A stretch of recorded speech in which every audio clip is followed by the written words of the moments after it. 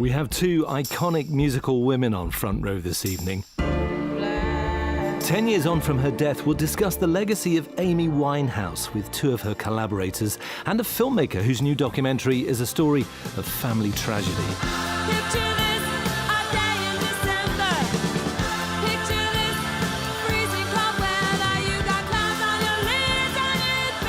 Well, let's start with another great voice, another game-changing female artist who first stormed stages and stole teenage hearts in the late 70s.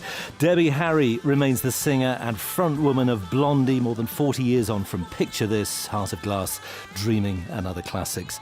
And now some of those songs have had a Latin makeover thanks to Cuban musicians who helped vastly expand the Blondie onstage lineup during a series of concerts in Havana.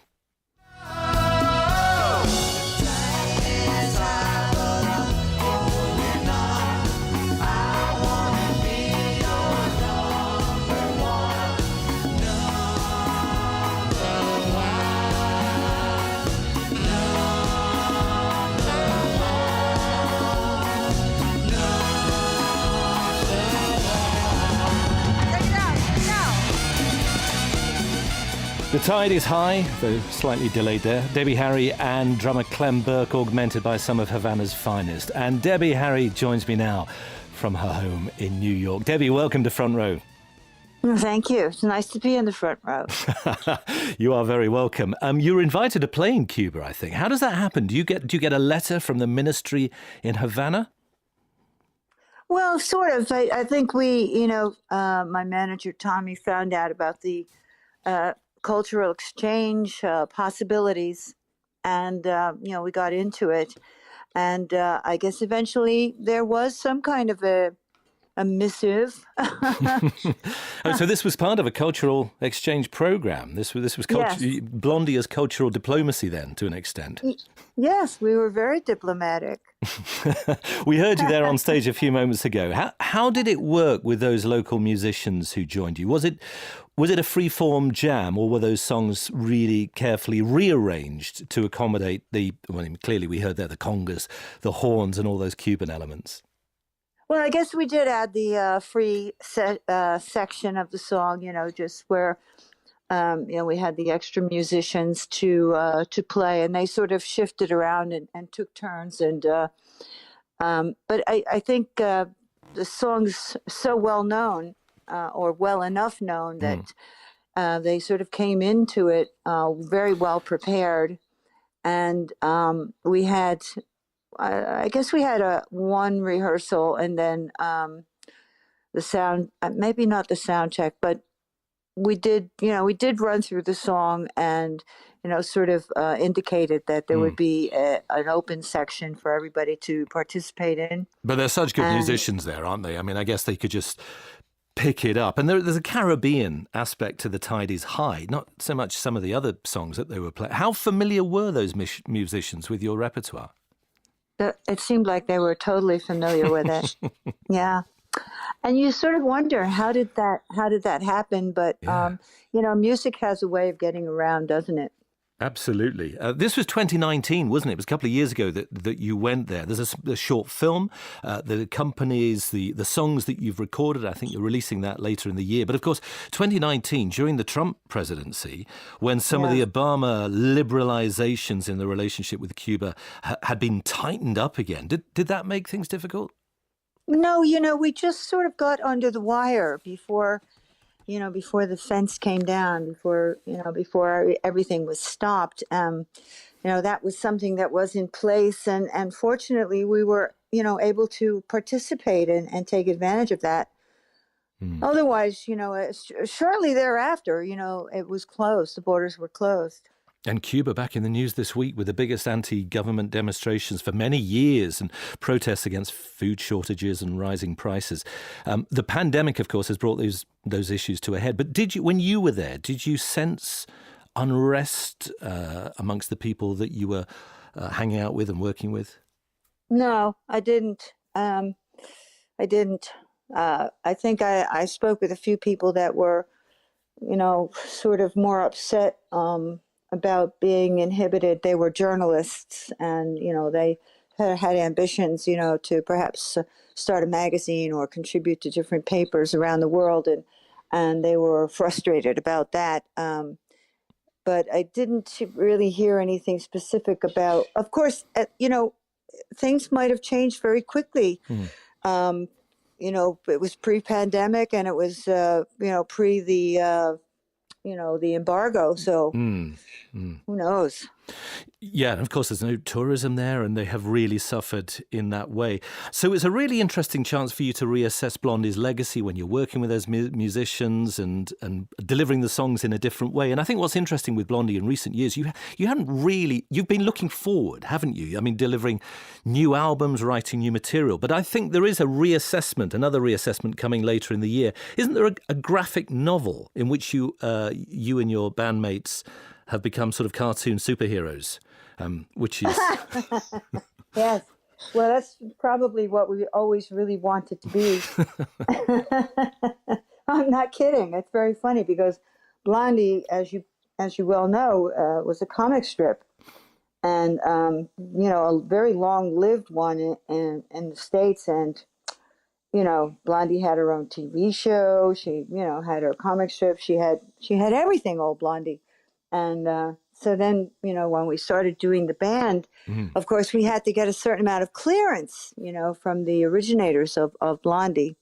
And they were sort of very much in favor of a rock band. That's really fascinating. And so you are...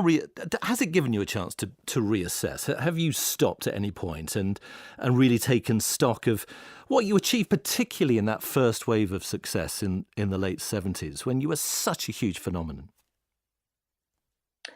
I don't know exactly, I guess we all have to, reassess at some point. Musically, I think that, that's always a bone of contention, shall we say? Why? In what way? Well, it's musicians.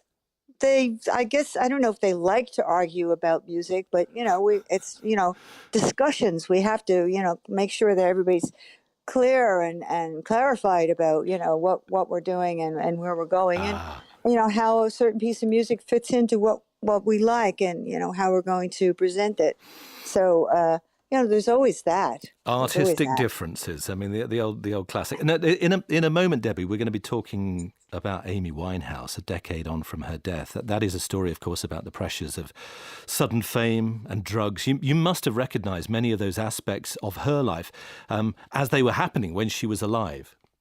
Yes, and I sort of had, always thought and actually said to, anyone who would listen that, I certainly would have been, I hope, helpful to her, and been someone that she could talk to, having had very similar experiences. But my God, what a talent, what a great loss. Absolutely. As we will discuss over the course of the rest of the programme. Debbie, Harry, thank you so much. Stay with us. The Blondie songs recorded live in Havana are streaming now. Blondie are due to be touring the UK in November. This may be news to you, I think, Debbie, maybe. Earlier today, the American government advised its citizens not to travel to the UK for the foreseeable future. Did you hear that? No, I haven't. Well, but, I mean, that is hot off the press.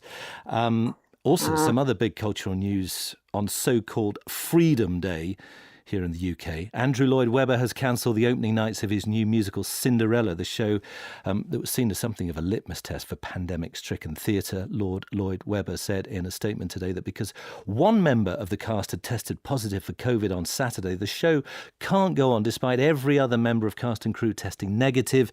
He described the decision to close Cinderella as devastating. Right now, theatre is a losing game, and so, of course, is love. Let me just bring Debbie Harry back in here at this point, because Debbie, you were talking earlier about Amy as a cultural icon and the pressure that can bring. But as an artist, and I'm presuming from your point of view as a fan, where would you start with her? What's your favourite Amy Winehouse song?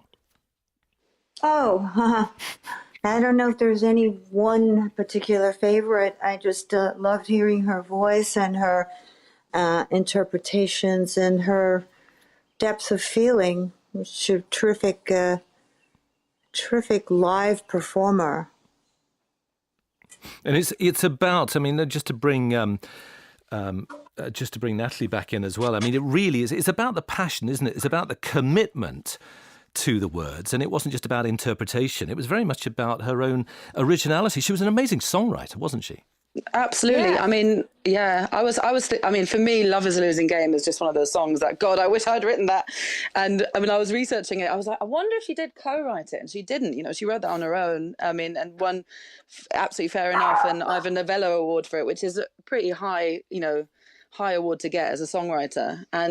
And then when I kind of read up about it and saw that, you know, Prince had covered it and it was one of George Michael's, you know, Desert Island diss tracks. And, you know, that so many people love that song. So many people have performed it because it's such a simple lyric. It's a simple melody, amazing production, beautiful lyrics, but it's the imagery that kind of comes up, you know, the comparing love to game and gambling and all this stuff that she was kind of struggling with. And she just makes, these are the kind of things that as a songwriter, you always wish you had those ideas, you know, like lines like over futile odds, laughed up by the gods. I just think it's an amazing line. And yeah, props to her. Natalie Williams, you have very neatly brought us full circles because we started the programme with Love is a Losing Game, and we're going to have to end it there, I'm afraid. Thank you very much to Natalie, also to Troy Miller, and of course to Debbie Harry in New York, paying tribute to Amy Winehouse, who died 10 years ago this week. That's all for tonight.